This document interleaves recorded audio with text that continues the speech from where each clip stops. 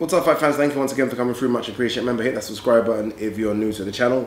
If you're not new and you come back to watch another video, as per usual, thank you very much. I'm back home, so to speak. I'm back in my filming room.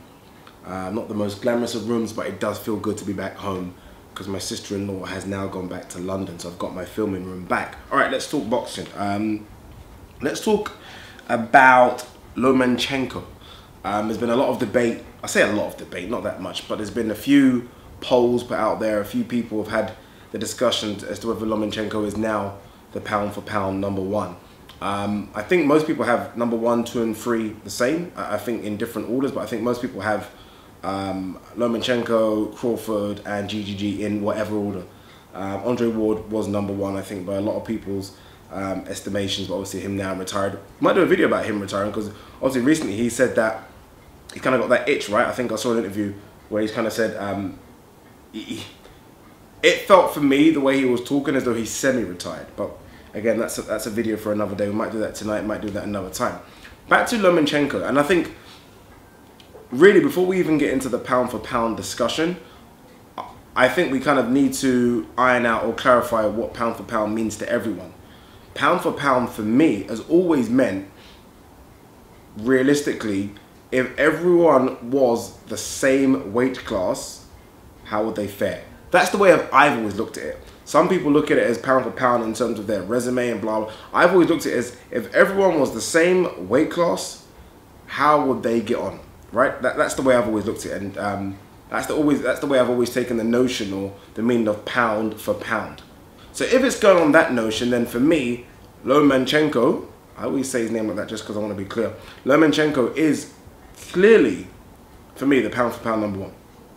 Clearly. Because I think in terms of his skill set, he could be head and shoulders above everyone in boxing right now. Could be. There's a few people that can make arguments for that, especially in the lower weight class, especially the flyweight. There's some extremely skillful guys down there.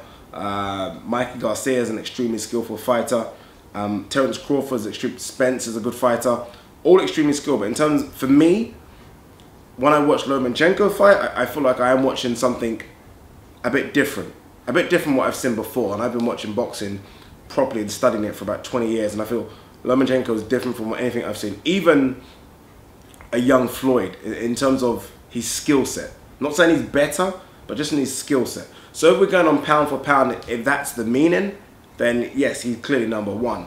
If we're going on pound for pound in terms of resumes and who people have beaten, blah, blah, blah, it's not that easy. It's a difficult discussion.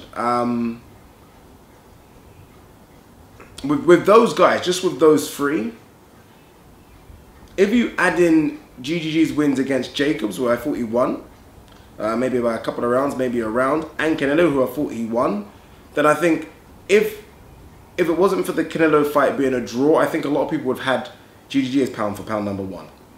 And then you could argue for Terence Crawford. Terence Crawford cleared at 135, unified at 140 pounds, but, and this is the but with Terence Crawford, and by the way, I have Terence Crawford as my number 2, by the way, but, no, sorry, my number 3, but there is still none of that. There's still not that marquee fight against a fellow pound for pounder that separates him for me. All the others have that, right? GGG, who I think was number 2 or 3 when he fought Canelo. Canelo was arguably number 4 or 5, maybe even 6 or 7, maybe, I don't know. Andre Ward, when he fought Kovalev, Andre Ward was number maybe 1 or 2. Kovalev was in the top 3 or 4. So when you're fighting a fellow pound for pounder, I think it just adds more weight to your argument. I think so. And there's nothing wrong with Terence Crawford. Terence Crawford isn't at fault here. He's beat whoever's in front of him and he's beat them very, very well. But again, when I look at the resume, I look at some of the names he's got on that resume in terms of the marquee standout fights. Those fights are probably going to come at 147. And there's a reason he's jumped to 147 because the marquee fights, the Spencers, the Furmans, the Porters, the Garcias, those are the names that I think make you pound for pound number 1 when you beat those guys. I could be wrong. I could be wrong. People might say, no, that's not true, blah, blah, blah. But I guess it's those big fights against the big superstar names. Unfortunately, that's the way boxing has been for years, that give you that pound for pound, that lofty ranking. I guess it's even why when Manny Pacquiao was clearing up against Marquez and Morales, which were big names, maybe not for the casual fans, but big names. It took Pacquiao to beat up the likes of Hatton, Cotto, and the Mosleys, I think, to get into the argument of pound for pound number one with Mayweather. Makes sense. So my pound for pound number one, after all that said and done, I think will be Lomachenko for a number of reasons. A, because of what I said in terms of if everyone was the same weight class, and B, that Rigondeaux fight, right? Rigondeaux was at least in people's top 6. And no matter what you say about the fight, the style of the fight, he made Rigondeaux quit. No matter what you say. And I think hearsay after is easy. A lot of people have done it. But in the build-up to that fight, I looked at a lot of people's responses. I put a few videos out there. We heard from a few experts, and everyone was saying it's a 50-50 fight, regardless of the extra weight. People were like, it was easy work. It was easy work to the point where the fighter quit. So he's made a fellow pound for pounder, an unbeaten pound for pounder, quit. That's saying something. No matter what you say, that's saying something. So because of that, my top 3 are Lomachenko, Golovkin, because of those wins against Danny Jacobs and the fellow pound for pounder in Canelo, and Terence Crawford, a very, very close third. I could have him joint second with Golovkin. But for me, Lomachenko, because of I'm seeing stuff I've not seen before. He's making fights that I considered difficult fights at the time. I thought Nicholas Waltz was going to be a tough fighter. Could you not? He made that very easy.